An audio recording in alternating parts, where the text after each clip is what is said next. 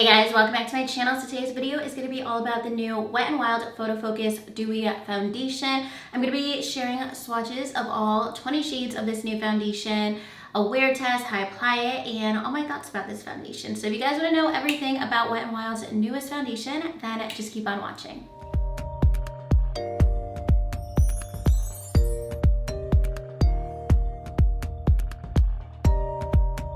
Alright, so Wet n Wild recently sent over their latest foundation, the Photo Focus Dewy foundation. This just came out a couple weeks ago, and it retails for $6.49. So it's super affordable from the drugstore, obviously, of course. This is a follow-up to their original Photo Focus foundation.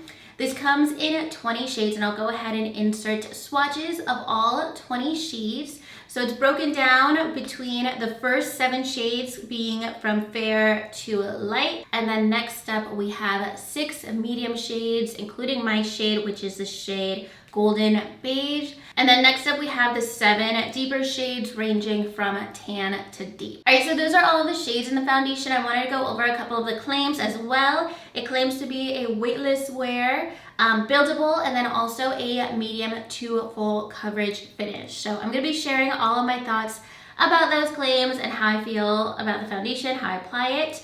So let's go ahead into the demo so you guys can see how I apply the foundation and how I feel about it. So I'm going to go in with the foundation in the shade Golden Beige. This is actually a really good match for me, and it's actually the same name of most foundations I wear. I know I wear Golden Beige in the Too Faced foundation. So the applicator on here is like a little spatula. I believe the other Wet n Wild foundation has the same applicator. So I just apply it directly on my face. I just kind of swipe it on. And I'm just gonna do half my face to start off so I can show you guys the difference in coverage of both sides of my face. I'm just gonna use a clean beauty blender. I've used both a beauty blender and a brush. Sometimes I'll just buff it out with a brush and then finish it off with a beauty blender. I haven't found that it really gives me a difference in coverage. Some foundations that are super lightweight, like a brush makes a world of a difference. But with this one, I find that it really doesn't change it up too much at all. This is actually really good coverage for what I thought it would be. I originally thought it was gonna be super, super light coverage, but this is actually more of a medium buildable coverage. I never find that I need to like go in with more than I originally apply. So you can definitely see already, like it gives really nice coverage. It has a luminous finish. Like it looks like my skin just with like a filter over it. It doesn't look like makeup-y. And it doesn't feel heavy. So it does dry pretty quickly. And the texture of the actual foundation is like a little bit more like a thick liquid. It's not super creamy. Like the Fenty foundations I find like are super creamy texture. And I don't like that texture because I feel like it's super thick. So it takes so long to dry down and you really need to put a lot of powder on. So I do like the texture of this. I've been wearing this for the last week. I've been using it with a bunch of different primers too. Today I'm wearing the Pure Canva primer from Laura Mercier, but I've also put this to the test with a super dewy primer, super matte primer, and I honestly find it to be very consistent. All right, so there is one half, like it doesn't look like I'm wearing too much makeup, but it really does blur out my skin. And I'll just add just a little dot under my eye so you guys can see like the coverage of any darkness under my eye. I feel like that's usually a good test of the coverage. Yeah, so it's actually pretty decent coverage, like not full coverage. Like I think if I was breaking out, you would still see a little redness peek through, but it's definitely a medium to full coverage. And then let's go in other side of my face. And it does just look luminous and glowy. It's actually a very consistent foundation because like I said, I've been testing out the different Laura Mercier primers. I've used this with different powders as well, and I just find it to be very consistent no matter what I'm doing for the day. Like if I'm indoors, outdoors, maybe in the summertime, or if I was like, you know, in 100-degree heat all day, it would be a little dewier. But honestly, the finish has been very consistent regardless of it being 8 hours, 15 hours of wearing. if I'm like in the sun all day, if I'm indoors all day. So that is the finish so far. I'm gonna go ahead and apply some concealer. This is the Urban Decay Stay Naked Concealer. I'm not gonna do too much concealer. I'm gonna try to tone it down just because I don't wanna just cover up my entire face. If I wanna show you guys the wear, I'm not gonna do too much on my nose. There we go. I usually do like 3 times that because I just love the look of a highlighted nose. But I'm just gonna apply it there. I normally go in like half of my face with concealer.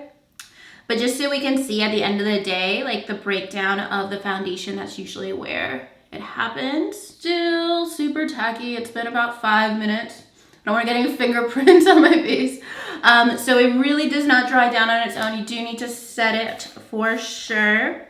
I am going to use my Too Faced Born This Way powder. This is more of a mattifying powder. And I normally just apply this powder under my eyes. And I use the Laura Mercier Glow Powder. I'm sure you guys have seen me do that a million times.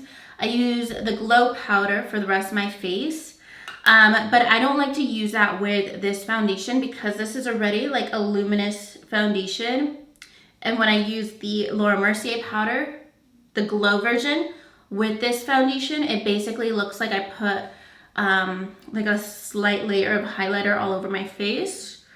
And I don't want it to look like that, so I'm just gonna take the Born This Way to set my face. My skin definitely looks more evenly covered. I will say I forgot to mention when I was applying this, there's a scent to this foundation and I don't like that in foundations. It's like, I don't like it. It's almost like some chemically baby powder, like baby white plus alcohol scent. If you guys are familiar with the Fenty Beauty Dewy foundation, it's kind of similar, but that one lingers throughout the day. Like I will set it and it'll take like an hour for me not to smell that anymore. I don't smell this. Once I actually blend it out with my beauty blender, the smell completely goes away. It's not super strong, but it's just something to know in case you guys are sensitive to weirdly scented makeup products. But I'm gonna go ahead and finish the rest of my makeup and I will check in with you guys at the end of the day to show you how the foundation held up. All right, so it's been about 7 hours with this foundation. I wanted to give you all my final thoughts and how it wears and how I found that it's worn throughout the week. This is the 6th day that I've worn this foundation. I've tested it out with different primers and powders, and I find the results to be pretty similar. I definitely prefer it with more of like a neutral, more normal primer, not something too luminous, and I definitely don't like it with a luminous powder. So the way that I wore it today is how I tend to prefer this foundation. And every day that I've worn it, it's pretty much worn the same. I'm gonna go ahead and insert some close-ups of what my foundation looks like, but I found pretty much every day that it basically just settles into my smile lines a little bit in a way that some other foundations don't. I feel like sometimes that's the case with more luminous foundations where it kind of moves a little bit more throughout the day. It is a little bit like dewy to the touch on my face. You can probably see it's like kind of shiny right here as well. It's a little bit shiny on my forehead. So I'm sure once we get into like spring and summer, it's gonna be a very dewy, luminous foundation for sure. Right now, it's been like a lot more forgiving. It doesn't get too dewy or oily throughout the day if I'm out and about all day. It still looks really good at the end of the day. It does look like more lived in like it does right now, but it doesn't look like it fades or anything. So it does stay put, but it does get a little bit more dewy. I will say that the biggest negative for me with the Wet n Wild Dewy foundation is that it doesn't have a blurring effect.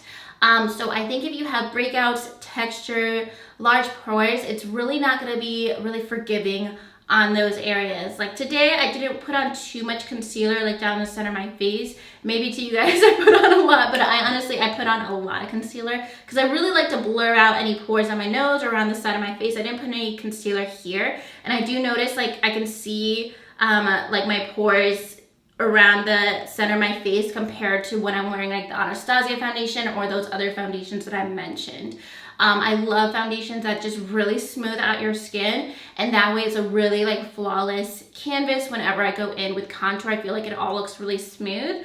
But with this foundation, I feel like whenever I apply like contour and just like blend it out, I can't put on too much because then it starts to look like a little streaky or it looks like unnatural because I don't have that smooth texture underneath. So I prefer this if I'm doing more, like this is the most makeup I'll wear with this. Every day that I've done more like full coverage or intense makeup looks where I'm doing like a lot more contour or cream contour, I feel like it just makes my face makeup look a little off. Like I don't have a solid base to do the rest of my makeup, if that makes sense. It's almost like doing a really intense eyeshadow look with no eyeshadow primer, just doing it on your lid. That's how I kind of feel whenever I'm doing more or using more of a lightweight foundation. So that's definitely the one thing that's gonna stop me from like wearing this foundation as like my go-to everyday foundation, is that it doesn't have that blurring, smoothing effect. So to me, this is the one downside with the foundation. I don't mind the dewiness. I love some dewy foundations,